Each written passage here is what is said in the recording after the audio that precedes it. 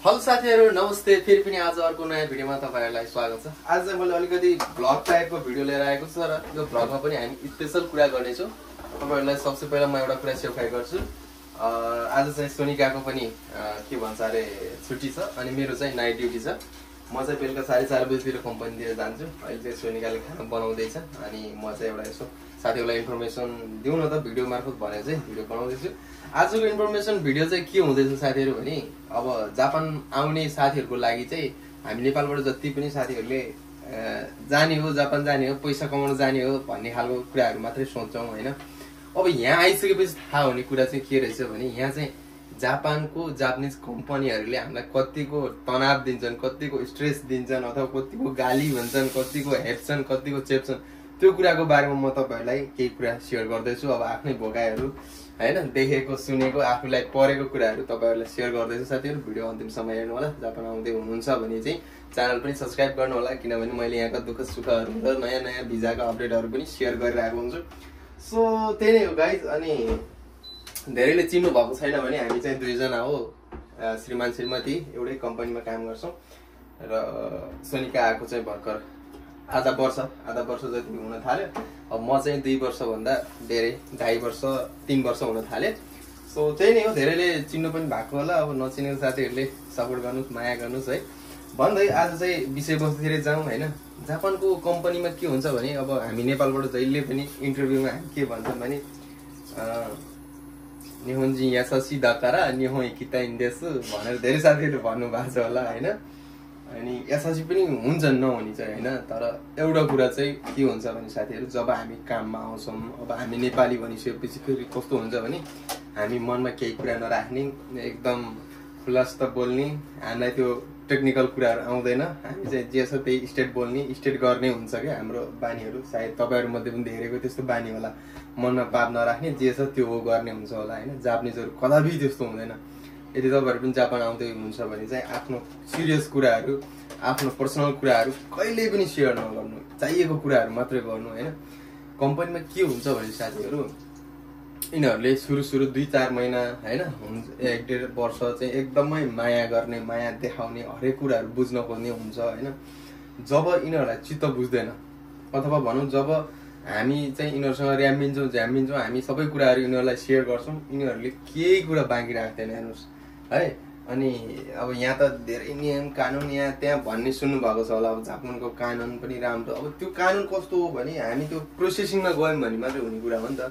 जबसम्म हामी प्रोसेसिङमा जाँदैनौं सहेर बस्छौं नि तबसम्म त यिनीहरुले त जस्तो सुकै होस् हैन, तपाईको भाषै राम्रो होस् जेसुकै होस् सबै कम्पनीमा चाहिँ त्यसो भन्नु मिल्दैन। तर म्याक्सिमम ठाउँमा चाहिँ सबैले नगर्ला तर कोही न कोही त्यो तपाईको धेरै जापान आइसकेको साथीहरुले पनि यदि भिडियो हेर्नु भएको छ भने मेन्सन गर्नु होला।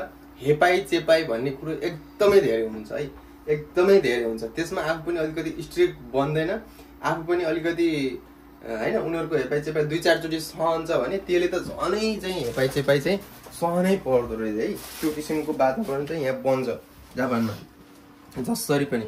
सो त्यो भएर म चाहिँ नेपालबाट आउने साथीहरुको लागि विशेष भन्न खोजेको कुरा चाहिँ के हो भने अब जापान आउँदै हुनुहुन्छ, जापान आइसक्नुहुन्छ भने नि आफ्नो एउटा पोइन्ट चाहिँ बनाइराख्नु पर्ने हुँदो रहेछ।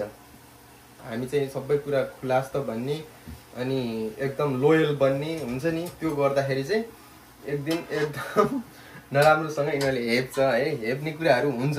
अब मैले विशेष भन्न खोजेको कुरा चाहिँ के हो भने अब नेपालबाट आउँदाखेरि हाम्रो एउटा मनस्थिति हुन्छ के जापान आइसकेपछि धेरै कुरा राम्रो देख्छौं हामीले, त्यो भएर अब त्यो सबै कुराहरुमा पोजिटिभै सोचिरहेको हुन्छौं।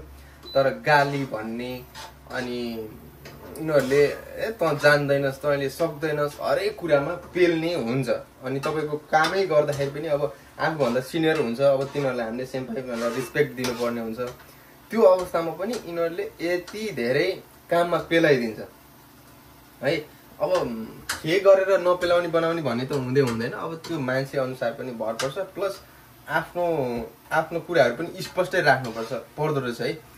आफ्नो कुरा चाहिँ भनिहाल्ने, आफूलाई सक्दैन म सक्दैन नै भन्दिने, म सक्छु भन्ने, मैले बुझेन भने नबुझ्दा नबुझ्दैन, मैले बुझेन नभन्ने, त्यस्ता कुराहरुमा चाहिँ ख्याल गर्ने र यिनीहरुसँग अलिकति स्ट्रिक्ट भएरै बस्ने।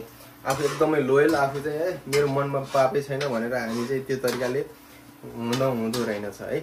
सो नेपालबाट आउने साथीहरूको लागि चाहिँ मेरो यो जानकारी भनौँ अथवा मेरो यो आफ्नै अनुभव पनि भनौँ। अनि कम्पनीकै बोसहरू पनि नराम्रो हुन्छ, सबै राम्रो हुन्छ भन्ने हुँदैन है। सुरुमा एकदमै राम्रो व्यवहार देखाउने अनि पछि गएर चाहिँ अनि तँलाई मैले यो गरेँ त्यो गरेँ यसो उसो धेरै कुराहरू सुनाएर मेन्टली प्रेसर दिने।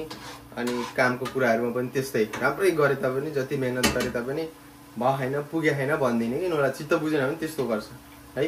त्यही भएर यो कुरोहरूमा फेरि अब अलिकति केयर गर्नु होला भन्न चाहन्छु। सो त्यति नै थियो साथीहरू आजको भिडियोमा। अब यहाँ सोनिकाले पकाउँदैछन्, अचार पकाउँदैछन्, अलिकति यहाँनिर सस पनि पाक्दैछ। सो यस्तै छ साथीहरू जापानको बसाइ। तपाईँहरूले हामीले होइन ट्याक्क कहिलेकाहीँ सबै कुरा सोचेको जस्तो हुँदैन। सो त्यो भएर केयर गर्नुहोस् र राम्रोसँग बुझेर होइन। अनि आफ्नो तान्तौस्या भन्छ नि, जुन तपाईँको चाहिँ तपाईँलाई केयर गर्ने मान्छेमा नि भर पर्छ। हाम्रो चाहिँ यहाँ हाक्केन भन्छ नि, त्यो हाक्केनको मान्छे राम्रो छ, उसले राम्रो हामीलाई चाहिँ केयर दिएछ, फिडब्याकहरू दिन्छ, हेल्प गर्छ भने कम्पनीले त्यही अनुसार व्यवहार गर्दो रहेछ। अब तपाईँलाई हेरचाह गर्ने मान्छे पनि जापानिजै छ, ऊ हाम्रो कम्पनीसँग मिलेको हुन्छ भने चाहिँ अलिकति व्यवस्थामा परिन सक्छ।